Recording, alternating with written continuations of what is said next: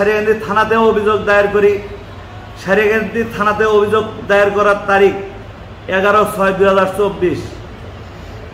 সারিয়াকান্দি থানায় একটি অভিযোগ দায়ের করি, কিন্তু থানা কর্তৃপক্ষ কোনো ব্যবস্থা গ্রহণ করে নাই।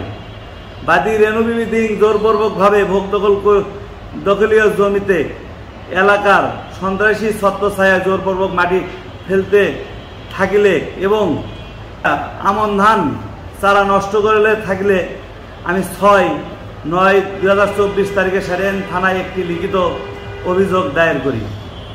তৎপর সারিয়াকান্দি থানার এসআই রেজাউল করিম উভয় পক্ষকে 11/9/2024 তারিখে থানায় ডাকিয়া বিবাদী রেণু বিবির দিং উক্ত পুলিশ কর্মকর্তার সহযোগ সাধে করিয়া আমার পুত্র সুলতান সরকারের নিকট হইতে সাদা ফাঁকা কাগজে সই লইয়া আমার পুত্রকে ছাড়িয়ে দেন। অদ্য বিবাদীদের অবৈধ মাটি ভরাটের ব্যাপারে কোনো পদক্ষেপ গ্রহণ করে নাই। আমি তাহাকে মোবাইল ফোনে উক্ত এসআই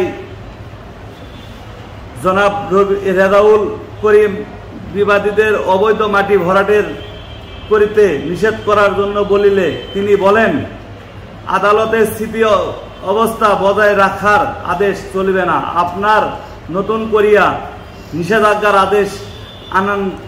তৎপর আমি নিরুপায় হইয়া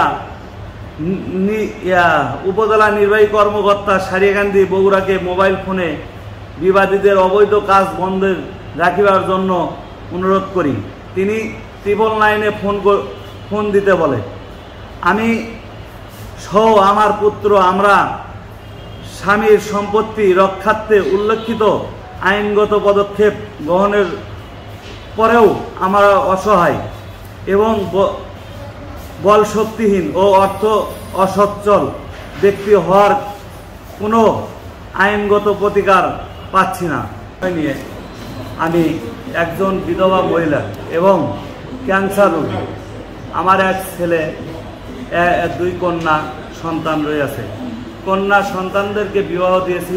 বর্তমানে একমাত্র পুত্র সুলতান সরকার বয়স 33কে লইয়া স্বামীর 22/8/2017 সালে আমরা একটা নামজারি করি জমির। সেই নামজারি করলে আমার প্রতিপক্ষ বিবাদী রেণু বিবি দিং সম্পত্তির দাবি করলে আমরা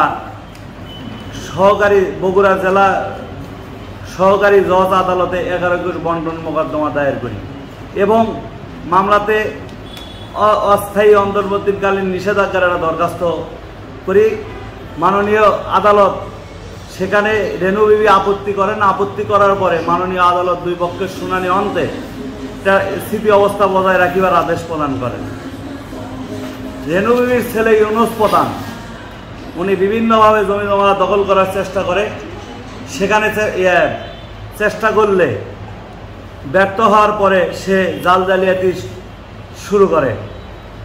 স্থানীয় চেয়ারম্যান কুতুবপুর ইউনিয়ন পরিষদ থেকে তার সহযোগিতায় জাল অডিশন সৃষ্টি করে এবং সেই অডিশন দেয় একটি অবৈধ নামজারি কোর্টের আদেশ অমান্য করে সৃষ্টি করে। কোর্টের আদেশ পালন না করে তারা সকল মিলে জমি দখল করার চেষ্টা করে। আমি যখন জানতে পারি যে তারা জমি দখল করার জন্য নামজারি করেছে, সেই নামজারি বাতিলের জন্য আমি এসিল্যান্ড বরাবর মিসকেস দায়ের করি। মিসকেস দায়ের করার পরে তারা নোটিশ পায়। নোটিশ পাওয়ার পরে শুনি যে জমি বিক্রি করবি অবৈধভাবে যখন বিক্রি করার চেষ্টা করে সাব রেজিস্ট্রারকে আমি কাগজপত্র দিই এবং কোর্টের মামলা সম্বন্ধে এবং অর্ডার সম্বন্ধে অবগত করি। অবগত করার পরে তারা সাব রেজিস্ট্রারের সাথে যোগ সাজে 11/6/2024 তারিখে 1467 এবং 1468 আরও বেশ কয়েকটি দলিল সৃষ্টি করে। দলিল সৃষ্টি করার ফলে এখন জমিতে তারা আবার জোরপূর্বকভাবে দখল করার চেষ্টা করে সেই জাল অবৈধ দলিলের মাধ্যমে। তখন আমি সারিয়াকান্দি থানা 8/9/2024 তারিখে আইন উপদেষ্টা এবং দুর্নীতি দমন বগুড়া কমিশনে রেজিস্ট্রি ডাক বিভাগে একটা অভিযোগ দায়ের করি। এমতো অবস্থায় আপনাদের লিখিত মাধ্যমে পুলিশ প্রশাসন সহ বিচার বিভাগের নিকট ন্যায় বিচারের প্রত্যাশায় আমাকে এই সাংবাদিক সম্মেলন করা বেপরোয়া বিবাদী রেণু বিবি দিংদের বিরুদ্ধে অবৈধভাবে কার্যকলাপ বন্ধ করা সহ আইনের আওতায় আনিয়া শান্তি প্রদানের জন্য আবেদন করিতেছি।